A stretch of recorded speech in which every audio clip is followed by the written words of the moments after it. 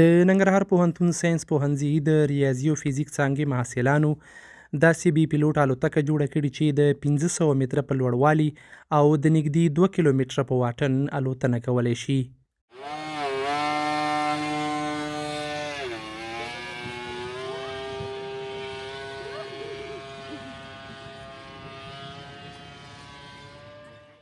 جوړونکي وایي بي پیلوټ الوتکه یې د استادانو لخوا د ورسپارل شویو پروژو په لړ کې له ډیرو لومړنیو وسایلو جوړه کړي او د یو موټور، سرووګانو، کوچنیو بیتریانو او کاک څخه جوړه دا وسیله پر خپل وزن سربیره 1500 ګرامه وزن هم پورته کولی شي.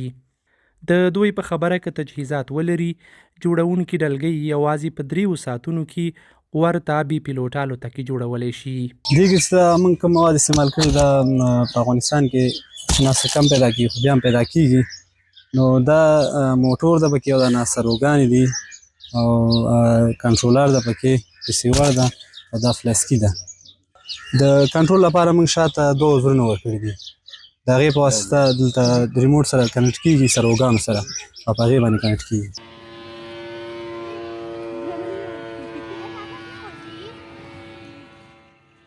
اخوا د دې پروژې تنظیمونکي وایي که امکانات ورته برابر شي ورته ډیر وسایل جوړولی او د وړ محصلانو له ذکاوت بشپړه ګټه اخیستلی شي.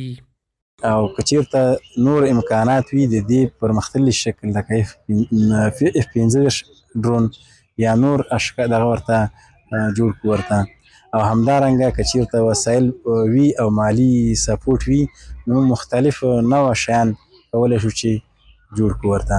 په همدې حال د ننګرهار پوهنتون مسؤلین د محصلانو دغه لاسته راوړنه ستایي او په راتلونکي کې ورته د تجهیزاتو او امکاناتو د برابرولو ژمنه کوي.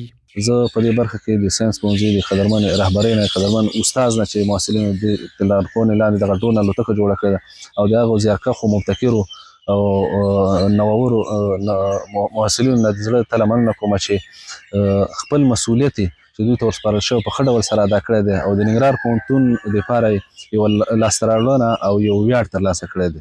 د لوړو زده کړو قدرمن وزارت ته او د قدرمن وزیر صاحب لخوا موږ ته ډاډ راکړل شوی د مدیر صاحبانو لخوا. نو ټول امکانات د دوی په مخ کې دي او انشاءالله چې هڅه به مو دا وي چې د دوی دغه نوښتونه او دغه ابتکارات تقویه کړو او دوی ته امکانات برابر کړو. په تمامه معنی انشاءالله د دوی تر څنګ یو، دا زموږ مسؤلیت دی ادا کوو. د ساینس پوهنځي د ریاضي او فزیک څانګې د استادانو په خبره د محصلانو په مټې ورته نور وسایل هم جوړ کړي چې په نږدې راتلونکي کې به یې نندارې ته وړاندې کړي.